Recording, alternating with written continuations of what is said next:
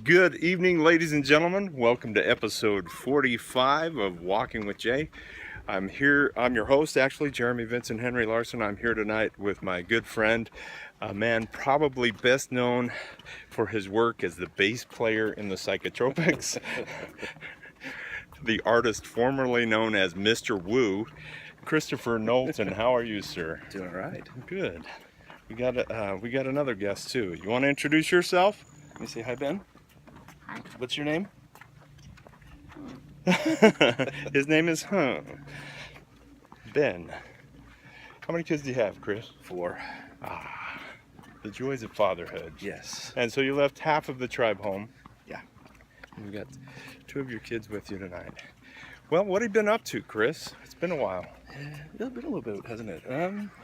Working at Red Rock Canyon School, trying to be a mentor to kids about 12 to 17. Nice. I don't know if I'm getting very far, but we're trying. That's my motto. I mean, we're all trying. C's are passing grades. C's get degrees. Yeah, you also applied for Purdue, right? Yeah. Tell us a little more about that. What your ambition is on that. I got into their master's program for special ed, and I'm going to be doing my student teaching here in about a year and a half. That's really cool. Assuming I pass all my classes on the way up. Assuming that there should be no assumption there. I'm pretty confident you'll do well. Yeah, I'm pretty Smart excited guy. about that. Yeah. Luckily it's online, so we don't have to move to Indiana. Right. It was nice. Well, awesome. Cool. Well, okay, we're gonna dip back a little bit, Chris. When did we first meet? Back in '74? No, 6 years before I was born. Yeah. Not 2011, I think. And About right? that must have been over at Dixie Downs, at the Independence House. Independence House. Now known as Organic something or others. Right, they sell something out of there. Organic. Yeah, I don't know, bakery or something. Probably.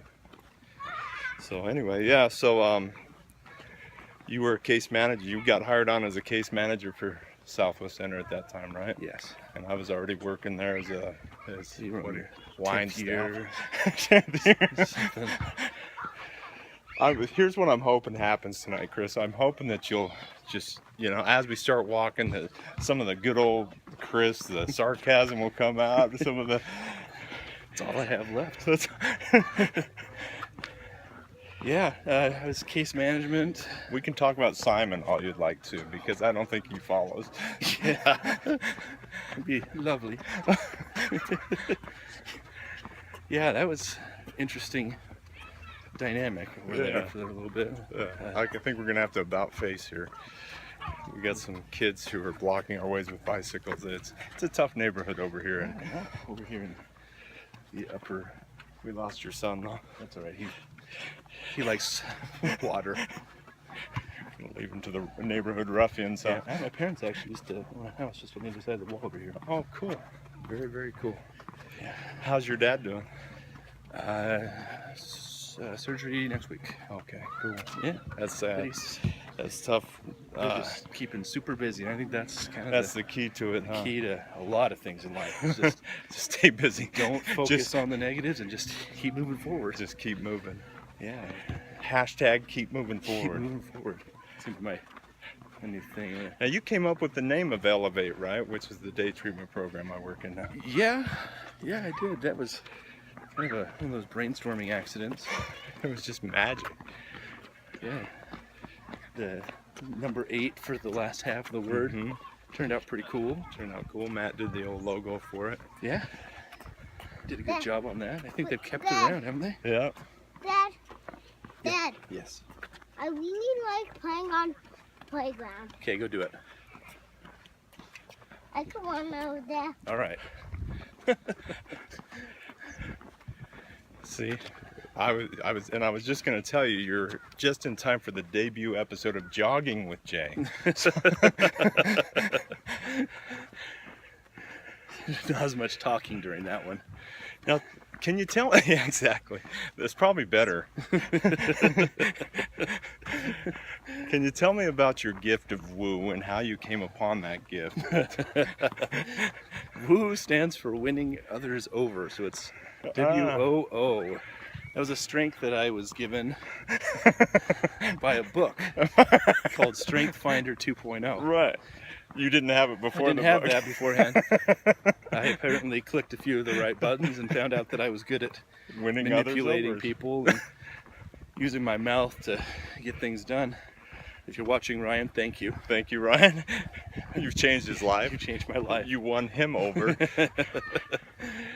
Of course, is Ryan watching? Of course he's watching. Of course. He's got a T-vote. I told my kids that's what we're doing for Father's Day. We're going to walking with Jay marathon all day long. All day long. And then I thought, Child Protective Services But wouldn't they're be all happy over about 18, aren't they? Your kids are pretty Well, old. there you have it. There you have it. They're Just- still kids in my heart, though. You know. Just Mariah's not over 18. She's got a couple of years of high school left. So anyway, thanks for walking with me. This is a good deal. I get people out here walk with me. That way I don't have to walk alone and it's nice. get my steps in for the day. You know. You got one of those Fitbits.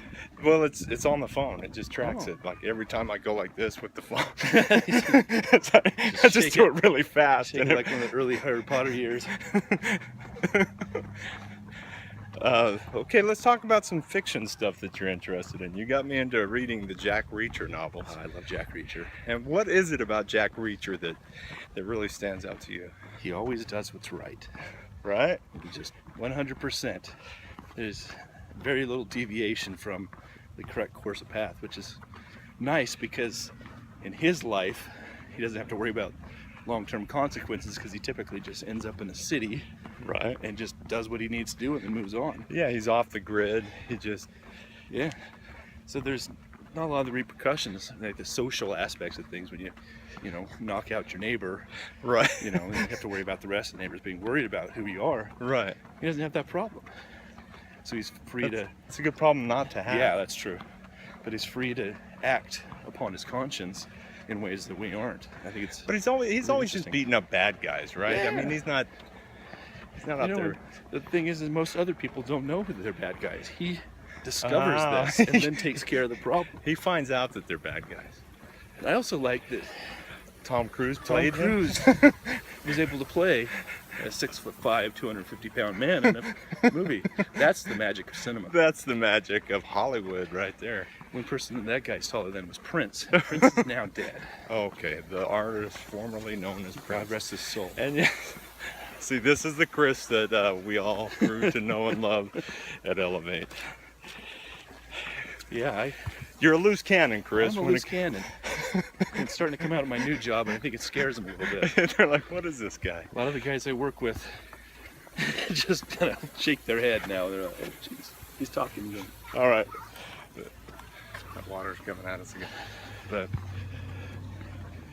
yeah, it's good stuff. I wish they'd find a good actor to play his parts, but I'm glad with the... Hey, I'm glad they're getting made Yeah, at least. they're I mean, fun. if it takes Tom Cruise's celebrity to make it happen, And Tom Cruise doesn't actually play a bad part by any means. He just isn't the right guy. he's just not tall enough No. or blonde enough, right? Or Isn't he? blonde enough. He's also missing all the fantastic facial scars. Anyway, yeah, it's a great character. Oh, a great character. Lee Child's Jack Reacher, they're fantastic. There you go. They're not going to make you smarter, but they'll make you happy. And sometimes that's all America needs. That's true. A little bit of happiness. We're going to talk a little. I know you're opinionated about music too. Yeah. I'm pretty open to like all different types of music, this, that, and the other thing. But you came in and you told me what was cool and what was not cool from the get-go. You don't like coffee house kind of music, my the gosh. John Mayer style. I like about 3 John Mayer songs. I liked actually the blues stuff he did Right. because I thought it was real music. The rest of it is just, I don't know. I mean, it's cool to get girls, but once you're married, you just move on, right? You just play the blues. Yeah, just play the blues. Blues and jazz, it's all emotion. That's all you got left. When did you first learn how to play the bass? I was 16. My dad decided that I was a bass player. Nice. After, I think, 2 failed attempts at making me a guitarist. Uh-huh. He actually lined us up when we lived in Tennessee with a real studio musician to teach me lessons. So I had good instruction. I just didn't take to it. On the guitar. Yeah. So, 10 years later, for my Christmas, right my senior year, Dad got me a left. I don't know. I was actually right-handed. Right-handed Ibanez. Uh-huh. You accidentally what? He doesn't want to be on camera. Okay. We need to get you to sign a waiver anyway, buddy. Hey, go sit with Andrew. Hi, Andrew. Anyway, yeah, I'm a left-handed player. Dad got me a right-handed, like rumble pack type system, and turned it upside down, and away we went.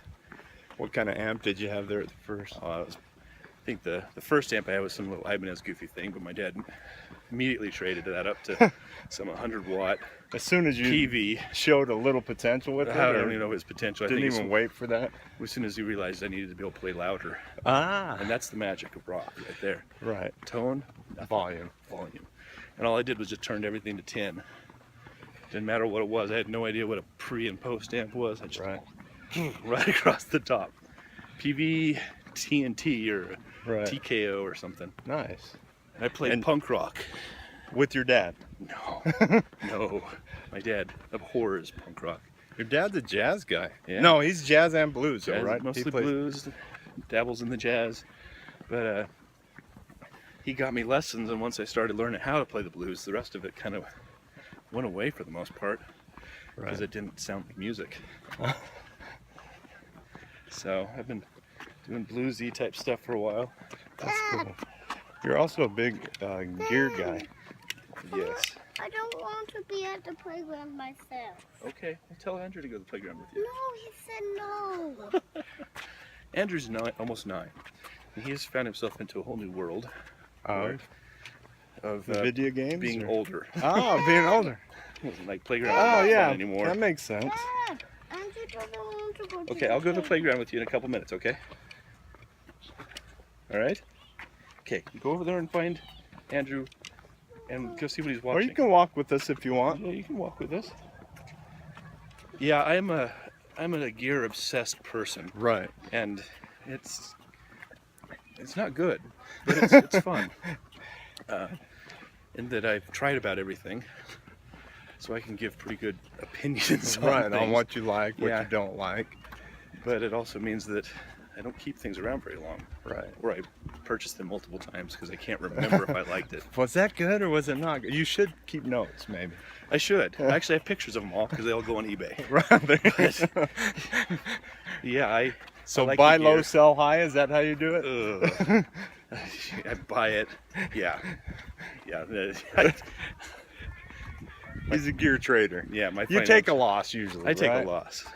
because Unless I'm but lucky. it's a loss for this. It's a I feel like I'm sacrifice for renting. rock and roll. It's more like I'm renting it, and then I, turn it back in, and I get some portion back, Some portion back. depending upon public demand. There you go. But yeah, Have you ever turned around and sold something for more than you paid for it? yes, yeah, I have. And that's a neat experience. Yeah, that's right? always nice, but that doesn't happen very often. That especially rarely happens. Not very often anymore. eBay's a little more. People seem to know what things are worth a little more than they used to. It's just- Right. I love going to pawn shops and trying to sell my stuff at pawn shops. That's my go-to because I really like taking that. That's where you take a hit. I've done that once because I didn't want to bother with eBay. I had purchased a bass and put it on the credit card and told my wife I would get the money right away.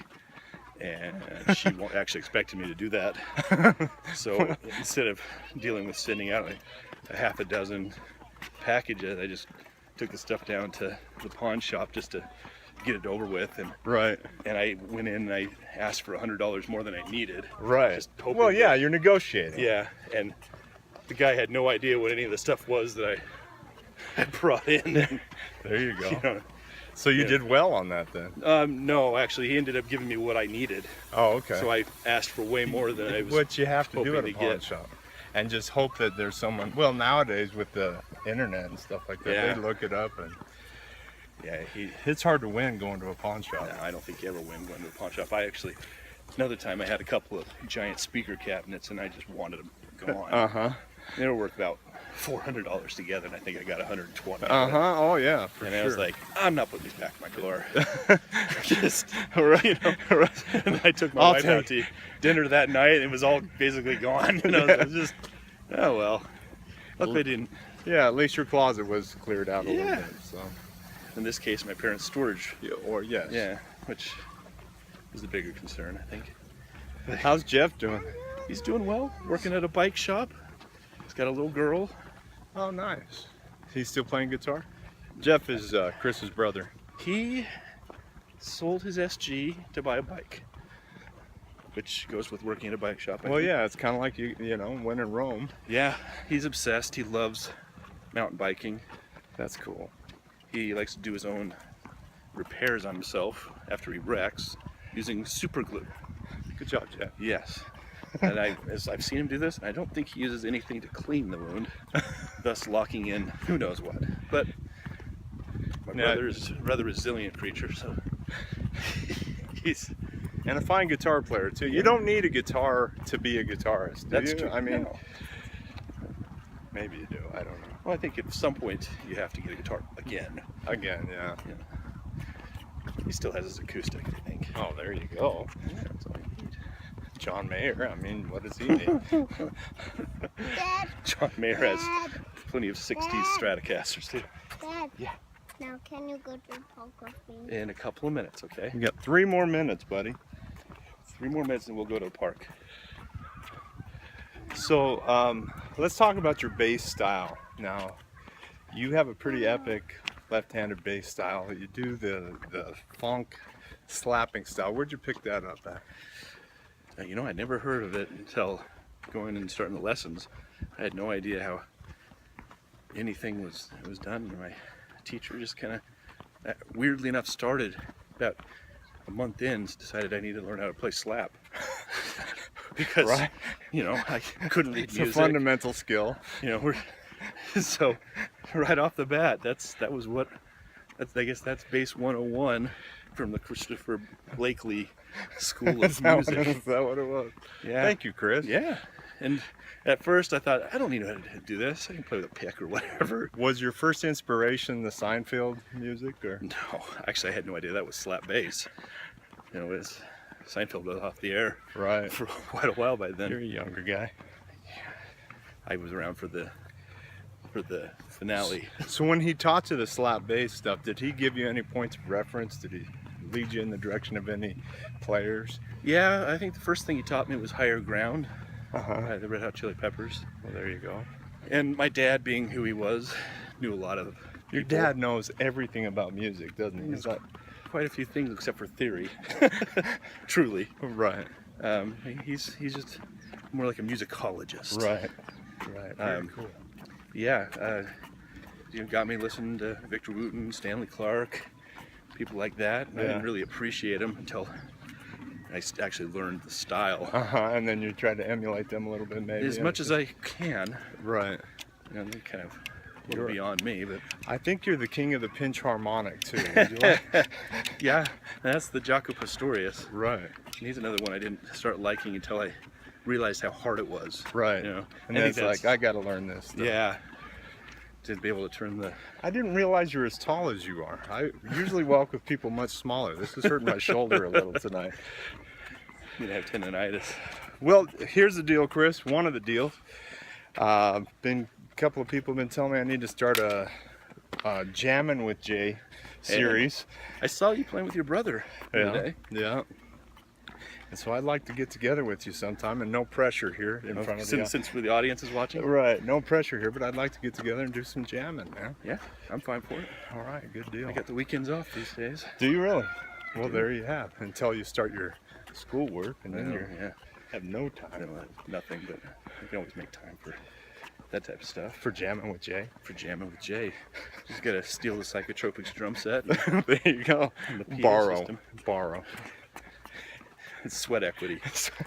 All the times we've hauled it around. Oh yeah, and I had to move it all downstairs here recently. So I think it is pretty much my drum set by now. Actually, when you told me that, I was like, what if I could purchase that? I wonder. Well, we're about done with the show tonight, Chris. That 20 minutes went by super fast. I hope we get to walk again soon. Okay. Is there anything else you'd like to share with your raving fans here? Raving fans? No, just The artist formerly known as Mr. Woo. Mr. Woo. That's about it. Winning others over. It's been fun. It's always good. It's not as hot as it looks. No, it's only 106. So 106 outside, and when it was 111 earlier, right. it So actually feels like it's like 70. right. So there we go. Anyway, thanks guys. Thanks for joining us. Love you. We'll talk to you soon. Bye.